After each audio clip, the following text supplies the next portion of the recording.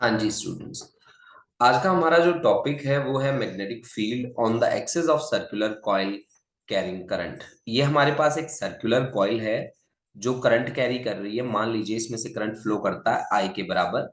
ठीक है ना, इसमें से करंट फ्लो कर रहा है बेटा आई के बराबर। इसका रेडियाई है ए के बराबर। ये है इसका सेंटर, और सेंटर से किसी डिस्टेंस एक्स के ऊपर किसी पॉइंट पी पे हमें मैग्नेटिक फील्ड फाइंड आउट करना है। पॉइंट पी पे हमें मैग्नेटिक फील्ड फाइंड आउट करना है। देखो बच्चों, जब हम मैग्नेटिक फील्ड की बात स्टार्ट करते हैं तो हमें सबसे पहले याद आता है बायो सवर्ट लॉ। और बायो सवर्ट लॉ हमें कहता है कि स्मॉल मैग्नेटिक फील्ड की value due to a small current carrying length element होती है DB is equal to mu not upon 4 pi I D L sine theta divide by are square. Ideal sine theta divide by are square. ध्यान रखिएगा, इसमें ideal ये current carrying length element है, और theta जो है वो है angle between DL and r. Angle between DL vector and r vector. R vector और डीएल वेक्टर के बीच का जो एंगल है वो है आपके पास थीटा बच्चों। ठीक है ना, ध्यान रखिएगा, थीटा एंगल है डीएल और आर के बीच का। अब अगर मैं बायोट सेवर्ट्स लॉ की बात मानूं तो मुझे सबसे पहले एक स्मॉल लेंथ एलिमेंट की जरूरत है। स्मॉल लेंथ एलिमेंट चाहिए मुझे जिसकी लेंथ हो डीएल के बराबर। फिर मैं बाद में बातें करूंगा उसके रिगार्डिंग, आगे जो भी बातें होंगी। जैसे मैंने यहाँ पे फिर मैंने क्या किया बच्चों, यहाँ पे एक बहुत ही स्मॉल एलिमेंट जिसकी लेंथ है डीएल के बराबर और करंट फ्लो कर रहा है आई, तो हमने इसको मान लिया आई डीएल। ये हमने यहाँ पे आइडियल कंसीडर कर लिया। बच्चों मैं आपको बता दूं कि यहां से आर डिस्टेंस कितना होगा। अगर आप ध्यान से देखें तो यहां से ये वाला जो डिस्टेंस रहेगा, ये वाला डिस्टेंस रहेगा आर के बराबर। और डीएल का जब हम नॉर्मल ड्रॉप करेंगे, ठीक है, अगर हम कॉइल को लेंगे क्योंकि कॉइल की एक्सिस पे हम काम कर रहे हैं, अगर हम इसका नॉर्मल ड्रॉप करेंगे तो लगभग ये नॉर्मल 90 डिग्री पे जाएगा बच्चों। लगभग ये 90 डिग्री पे जाएगा। मान लीजिए अब मैं यहां से नॉर्मल ड्रॉप करता हूं इसका, अगर ये बिल्कुल शार्प है तो ये लगभग जो एंगल रहेगा ना बेटा, इसका लगभग जो एंगल रहेगा, नियर अबाउट मैं बोल रहा हूं, नियर अबाउट 90 डिग्री रहेगा। यहां से तो मैं एग्जैक्ट प्रेजेंटेशन इसकी दे नहीं पा रहा हूं। लगभग if DL is small enough, आप ये बात लिखेंगे क्योंकि डीएल तो बहुत स्मॉल है। If DL is small enough, small enough, then then angle theta is nearly equal to 90 degree. और अगर ये थीटा 90 हो जाए तो साइन 90 डिग्री की वैल्यू कितनी होती है बेटा? साइन 90 डिग्री की वैल्यू होती है 1।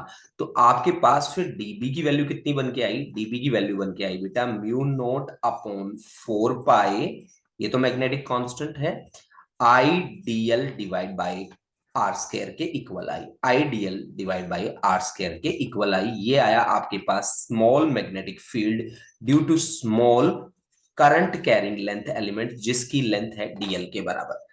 अब देखो बच्चों, जैसा कि हमें पता है कि डीबी डीबी की अगर मैं वेक्टर फॉर्म देखूं डीबी की, तो वो वेक्टर फॉर्म मेरे पास होती है डीबी की। डीबी इज इक्वल टू होता है मेरे पास म्यू नोट अपॉन 4 पाई और I DL cross R, DL vector का क्रॉस प्रोडक्ट आर वेक्टर के साथ डिवाइड बाय आर का क्यूब, डिवाइड बाय आर का क्यूब। ये होता है बच्चों वेक्टर फॉर्म किसका? बायोट सेवर्ट्स लॉ का वेक्टर फॉर्म है ये मेरे पास, जिसमें मैग्नेटिक फील्ड वेक्टर की वैल्यू जो रहती है वो डीएल क्रॉस आर के इक्वल आती है। और क्रॉस प्रोडक्ट जहां पे भी आ जाए उसका मतलब होता है कि डीएल और आर जिस प्लेन में लाई करेंगे, डीबी की डायरेक्शन उसकी परपेंडिकुलर रहने वाली है। यानी कि यहां जो डीबी रहेगा वो डीबी परपेंडिकुलर होगा किसके? डीएल वेक्टर के। और डीबी परपेंडिकुलर रहेगा किसके? आर वेक्टर के। डीबी परपेंडिकुलर रहेगा आर वेक्टर के। यानी कि बच्चों अपने डायग्राम में अगर मैं डीबी की डायरेक्शन को डिनोट करना चाहूं तो आर का क्या रखूंगा मैं? परपेंडिकुलर रखूंगा बच्चों। आर का क्या रखना पड़ेगा मुझे? परपेंडिकुलर रखना पड़ेगा। ये देख लीजिए आप ध्यान से, ये मैंने डीबी ड्रॉ किया है और डीबी जो है वो आर का परपेंडिकुलर है। ये मैंने आर डिस्टेंस लिया है और ये मैंने लिया है डीबी, जो मेरे पास अभी अभी वैल्यू आई है जिसकी डीबी, डीबी मैंने यहाँ पे लिया है। अब बच्चों हम कंसीडर कर लेते हैं कि ये जो एंगल है ना, ये एंगल है हमारा फाई के बराबर। ये एंगल है हमारा फाई के बराबर। तो अब आप देखिए कितने किस तरह से आप कंपोनेंट्स बनाएंगे। ये मैंने नॉर्मल ड्रॉप कर दिया इसके सरफेस पे, नॉर्मल। अब ये नॉर्मल पूरा एंगल कितना बना रहा है, 90 डिग्री का एंगल बना रहा है। ये वाला एंगल कितना, 90 डिग्री। इतना फाई है, तो बाकी कितना बचा, बाकी बचा हमारे पास 90 माइनस फाइव। ठीक है, अब देखो आर और डीबी के बीच में एंगल कितना है, 90, तो ये बाकी कितना बचा, ये बाकी कितना बचा, ये बाकी बचा 90 माइनस 90 माइनस फाइव। तो ये आपके पास आ गया बच्चों फाइव के बराबर, यानी कि ये एंगल कितना बन गया, फाइव। अब अगर ये एंगल फाइव बन गया, तो आपके पास जो कंपोनेंट्स आए यहां पे वो आ गए। एक आ गया, क्योंकि फाइव के साथ वाले को क्या मिलता है, कॉस, तो D B cos five. Cos का परपेंडिकुलर कौन होता है, साइन। तो यानी कि यहां इस एक्सेस पे एक आ गया आपके पास D B sine five, D B sine five. ये यहां पे आ गया कंपोनेंट कौन सा, डी बी साइन फाइव। अब देखो बच्चों, जिस तरह की हमने सिमेट्री ली है वो है हमारे पास एक सर्कुलर सिमेट्री। सर्कुलर सिमेट्री में जितना रोल इस कंपोनेंट का है, आइडियल का है, उतना ही रोल इसके रेसिप्रोकल कंपोनेंट का भी है। मतलब इस आइडियल का भी उतना ही रोल है बच्चों। अगर हम ये बात कहें कि इसका जो रेसिप्रोकल कंपोनेंट है उसका भी उतना ही रोल है आइडियल का, यानी कि मैग्नेटिक फील्ड इसके कारण भी उतना ही बनेगा बेटा। यानी कि उतना ही बनेगा, तो यानी कि डीबी ही बनना चाहिए, डीबी ही मैग्नेटिक फील्ड बनना चाहिए। ठीक है ना बच्चों, यानी कि डीबी ही मैग्नेटिक फील्ड बनेगा। डीबी उसी तरह से जिस तरह से हमने यहाँ दिखाया था परपेंडिकुलर बनेगा इसका, और अगर परपेंडिकुलर बनेगा तो इसके भी दो कंपोनेंट्स बनेंगे। मतलब सेम बिहेवियर मैं शो कर रहा हूं बेटा। वो पीछे को मैंने कॉपी करा है, पूरा पीछे वाले को मैंने कॉपी करा है। मतलब ये और इसका एक कंपोनेंट इधर, इसका एंगल वही हमने इस तरह से फाई माना है, और ये भी आपके पास फिर फाई आया है, ये भी आपके पास डीबी ही है। ठीक है ना, हम मान लेते हैं इस नीचे वाले के कारण डीबी डैश, तो ये आ गया डीबी डैश कॉस फाइव, और यहां आ जाएगा डीबी डैश साइन फाइव। बच्चों मैं आपको बता दूं कि जितना डीबी है उतना ही डीबी डैश है। मतलब नीचे वाले के कारण भी मैग्नेटिक फील्ड उतना ही इंड्यूस होगा जितना ऊपर वाले के कारण। यानी कि ये जो कॉस कंपोनेंट्स हैं ये दोनों एक दूसरे के अपोजिट डायरेक्शन में है। अपोजिट डायरेक्शन में है तो ये एक दूसरे को क्या कर देंगे, कैंसिल कर देंगे। यानी कि these two components will cancel each other, will cancel each other, cancel each other. वो एक दूसरे को कैंसिल कर देंगे, ये दोनों के दोनों कंपोनेंट्स। आपको रिजल्टेंट मैग्नेटिक फील्ड कौन देगा, आपको रिजल्टेंट मैग्नेटिक फील्ड देगा डी बी साइन फाइव। यानी कि आपका जो बी रिजल्टेंट होगा वो किसके बराबर होगा बच्चों, समेशन, सम ले लो सबका, किस किस का सम, डी बी साइन फाइव। ये छोटे छोटे टुकड़ों का सम ले लो। आप ये ऐसा तो नहीं कर सकते ना बच्चों यहाँ पे कि DB sine five plus DB dash sine five, दो दो कंपोनेंट जोड़ के थोड़ी ना बनाओगे आप रिजल्टेंट।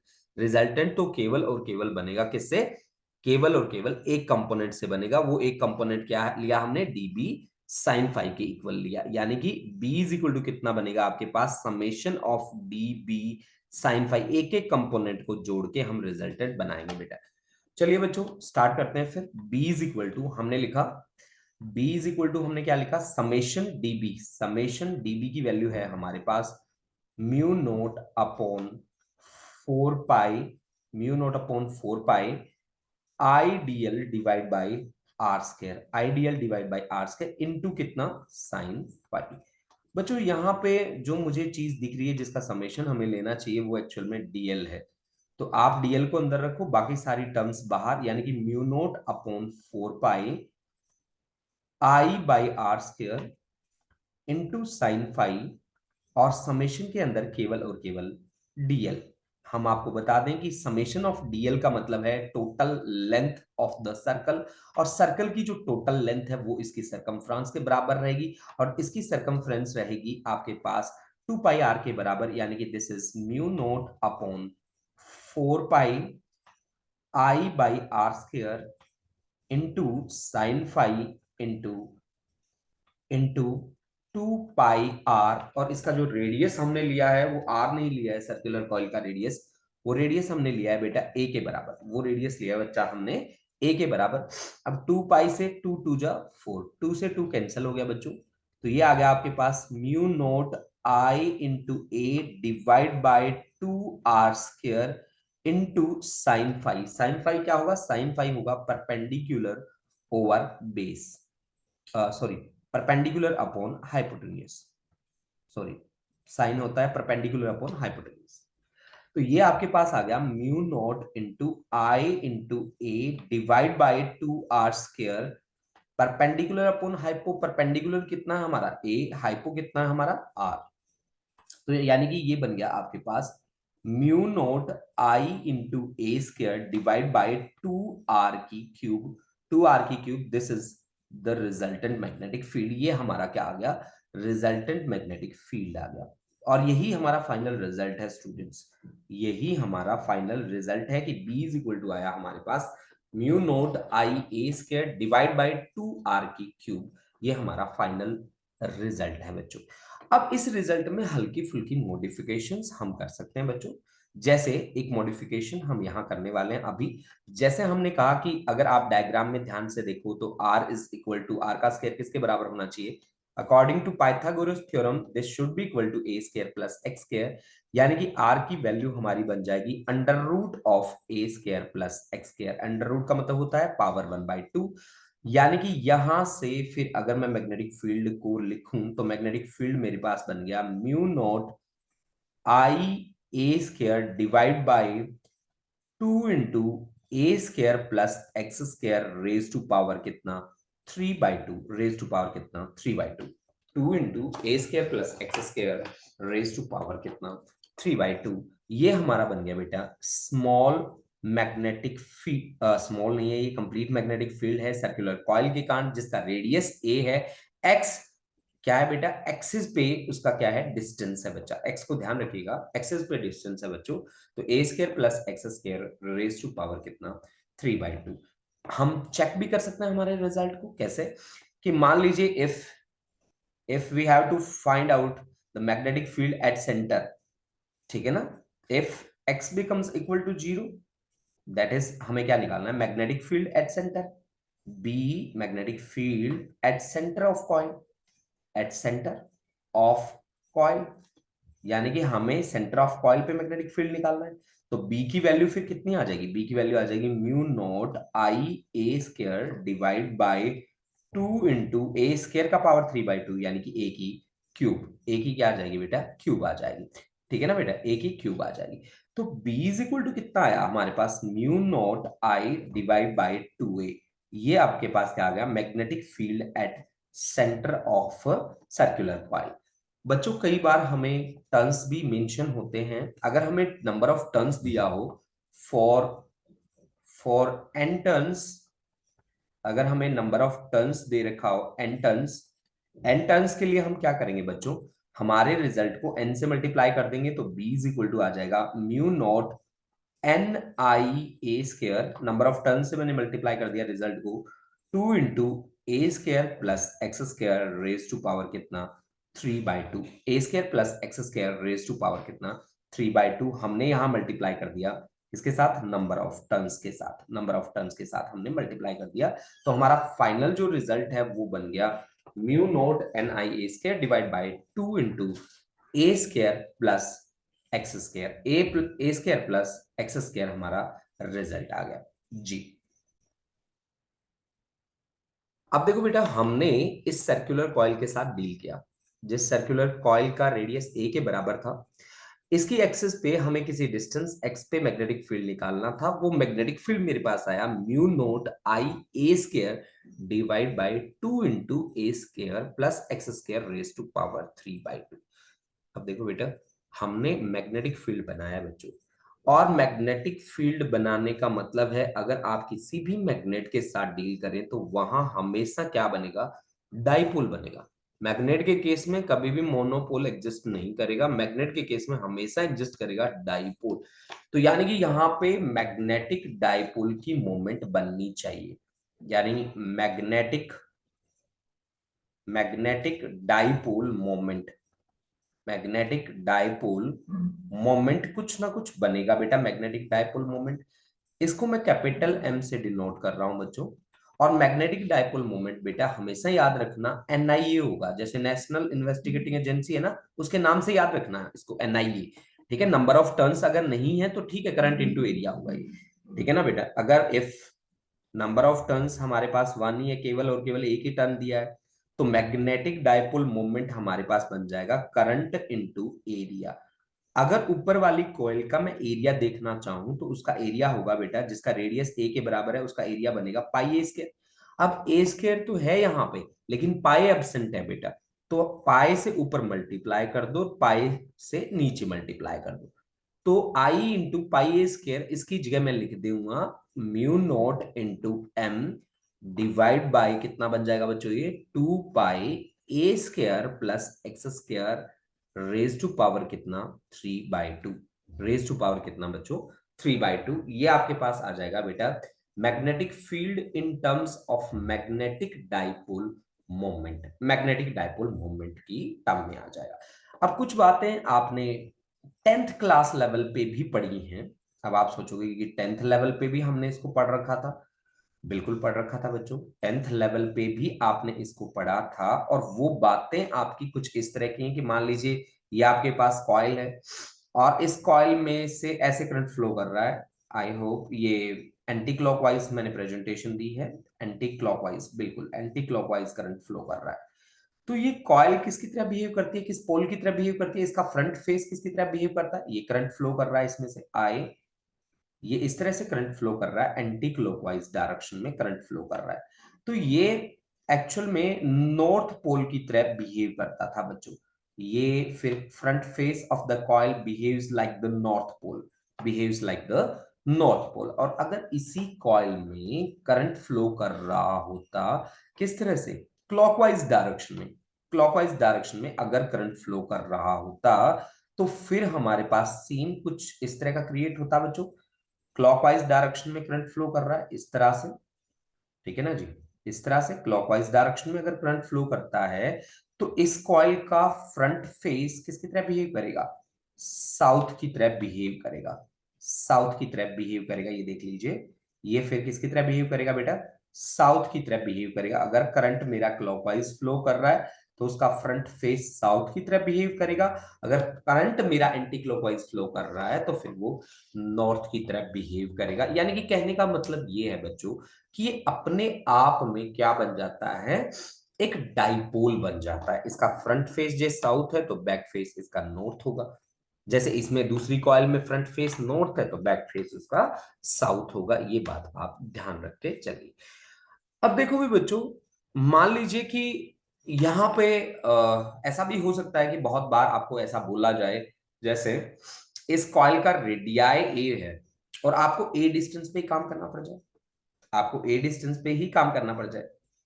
मान लो x की वैल्यू आपके पास a के इक्वल हो जाए, मान लीजिए इफ अगर ऐसा हो जाए तो if x is equal to a आ जाए बेटा, तो x is equal to a आ जाएगा तो b की वैल्यू कितनी आ जाएगी बेटा, b की वैल्यू आ जाएगी mu not I A square divide by 2 into A square plus x की जगह a, तो यानी कि ये भी a स्क्वायर और रेज टू पावर कितना बेटा 3/2। यानी कि मैग्नेटिक फील्ड यहाँ पे कितना बन जाता है mu not I A square divide by 2 into 2a square का पावर कितना 3/2। यानी कि बच्चों हम इसको ऐसे लिख सकते हैं mu not I A square divide by 2 into 2 का पावर 3/2 मतलब पावर 1.5, तो 1.5, हाफ मैंने √2 लिख दिया। ए स्क्वायर का पावर 3/2 यानी कि ए की क्या आ जाएगी, ये क्यूब आ जाएगी बच्चों। यानी कि आपके पास रिजल्ट आ जाएगा mu not I divide by 4√2 ए के बराबर आ जाएगा। अगर हम एक्सिस पे कितने डिस्टेंस पे जाएं, रेडियस ऑफ द कॉइल के बराबर डिस्टेंस पे जाएं, तो हमारे पास कुछ इस तरह की वैल्यू सामने आएगी बच्चों, जिसका रिजल्ट रहेगा mu not I divide by 4√2 into A, 4√2 into A के बराबर हमारे पास उसका रिजल्ट आ जाएगा। अब देखो बच्चों, एक क्वेश्चन बनाते हैं हम, एक न्यूमेरिकल बनाते हैं। हालांकि आप इस तरह के क्वेश्चंस जब भी आप करोगे तब आपके लिए सबसे बड़ी जरूरत पड़ती है बच्चों, वो जरूरत पड़ती है कि आपका एक अच्छा विजुअलाइजेशन होना चाहिए। ये कॉइल्स जो मैंने बनाई है प्लेन के अंदर बनाई है, मैंने प्लेन के अंदर नहीं करना ये काम पूरा का पूरा 3 डायमेंशन में रहने वाला है। तो कॉइल आप हाथ में, जैसे कॉइल आपने पकड़ ली, ठीक है ना। कॉइल, जब जब आपको कॉइल के साथ काम करना पड़े, कड़ा ले लो आप और उस कड़े के साथ डील करके देखो, आपके क्वेश्चंस जो होंगे वो बहुत ही इजी हो जाएंगे बेटा। ठीक है ना बच्चों, क्वेश्चंस बहुत ही इजी हो जाएंगे। तो चलिए एक क्वेश्चन हम बनाते हैं और हम देखते हैं कि क्या रिजल्ट बनेगा, किस तरह से रिजल्ट बनेगा। हाँ जी बच्चों, देखो क्वेश्चन है हमारा कि हमारे पास दो करंट कैरिंग कॉइल हैं और इनमें से करंट पास कर रहा है 1000 एम्पियर का करंट, दोनों में से पास कर रहा है। इसमें से भी 1000 एम्पियर का करंट पास कर रहा है, इसमें से भी 1000 एम्पियर का करंट पास कर रहा है। हमें क्या करना है, देखिए हमें, जैसे इसका रेडियाई है 3 सेंटीमीटर और डिस्टेंस है 4 सेंटीमीटर। इसका रेडियाई है 4 सेंटीमीटर और कितने डिस्टेंस पे मुझे काम करना है, 3 सेंटीमीटर पे डिस्टेंस पे मुझे काम करना है। अब देखो बच्चों, इस कॉइल में करंट कैसे फ्लो कर रहा है, इस कॉइल में करंट फ्लो कर रहा है, पहली कॉइल जिसका 3 सेंटीमीटर रेडियाई है, क्लॉकवाइज करंट फ्लो कर रहा है। तो मैग्नेटिक फील्ड कैसा होगा, मैग्नेटिक फील्ड रहेगा बाहर की तरफ। इसके मैग्नेटिक फील्ड की जो डायरेक्शन बनने वाली है बच्चों, वो डायरेक्शन बनने वाली है कुछ इस तरह से, कुछ इस तरह से। ठीक है ना बेटा। और इसकी जो मैग्नेटिक फील्ड की जो डायरेक्शन है, वो डायरेक्शन बनने वाली है बेटा बाहर की तरफ। इसकी भी इधर बाहर की तरफ बनेगी, यानी कि इसकी बनेगी इधर की तरफ।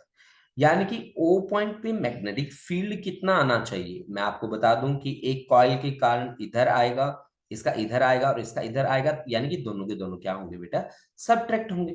तो मैग्नेटिक फील्ड इसका कितना बनेगा, B1 कितना बनेगा, mu not I A square. A square radii कितना है इसका, 3 × 3 × 10⁻² का होल स्केयर करना पड़ेगा। सेंटीमीटर था ना, तो 10⁻², divide by 2 × A square plus x square. A square कितना है इसका, 9 प्लस एक्स स्केयर मतलब 16, है ना बेटा। और ये सेंटीमीटर में थे तो इसका स्केयर किया है हमने, तो ये लो जी 10⁻⁻⁴, पावर पूरे की कितनी, 3/2।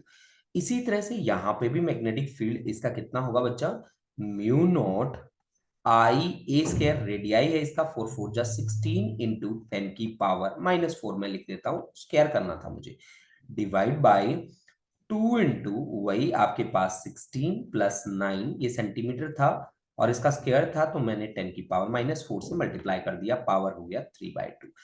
अब देखो भी बच्चों, यहां अगर आप ध्यान से देख रहे हैं तो बेस तो सेम है, लेकिन ऊपर जो वैल्यूज है वो डिफरेंट है बच्चों। ऊपर जो वैल्यू ज्यादा है वो किसकी है, B2 की ज्यादा है। ठीक है, तो यानी कि B2 का जो मैग्नेटिक फील्ड होगा यहाँ वो डोमिनेट करेगा। ठीक है ना, डोमिनेटिंग नेचर होगा। तो आपके पास नेट मैग्नेटिक फील्ड कितना आएगा, बी नेट आ जाएगा आपके पास B2 माइनस B1 के बराबर।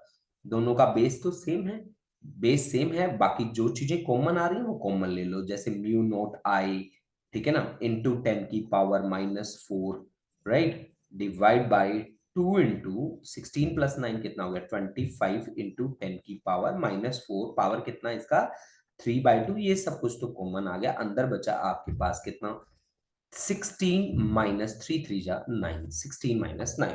ठीक है ना। अब बच्चों देखो, म्यू नोट की जो वैल्यू होती है वो वैल्यू पुट करते जाइए। म्यू नोट की वैल्यू होती है 4 पाई इंटू 10⁻⁻⁷। करंट की वैल्यू हमें दी है बच्चा, यहाँ पे करंट दे रखा है मेरे को 1000 मतलब 10⁻3। आगे है बेटा मेरे पास 10⁻⁻⁴, तो आप 10⁻⁻⁴ से मल्टीप्लाई करिए। 16 माइनस 9 ये आपके पास आ गया बच्चा 7, तो यहां लिखिए मल्टीप्लाई करिए 7 से, डिवाइड बाय 2 इंटू 25 को मैं लिख सकता हूँ 5⁻2 और बाहर है पावर 3/2, तो 3/2 से मल्टीप्लाई करिए। 10⁻⁻⁴ है, मल्टीप्लाई करिए 3/2 से। 10 की पावर, इन इस गेम को, पावर गेम को आप आसानी से सॉल्व कर सकते हैं बच्चों, ध्यान से देखिएगा। 4 पाई इंटू 10⁻⁻11 और 3 -8, 10⁻⁻8 इंटू कितना, 7। ठीक है जी, और इंटू 2 इंटू 5⁻3, 5 5 जा 25, 25 5 जा 125 और 10⁻⁻6, 10⁻⁻6, पावर ऊपर जाएगी +6 ऊपर, 7 4 जा 28 पाई डिवाइड बाई 250 इंटू 10 की पावर केवल और केवल -2 बाकी बच जाएगी।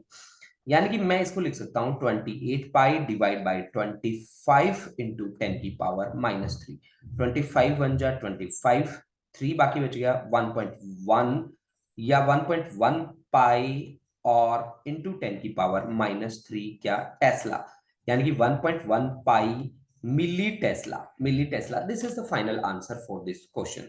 तो स्टूडेंट आज हमने जो काम किया वो magnetic field due to a circular coil पे काम किया।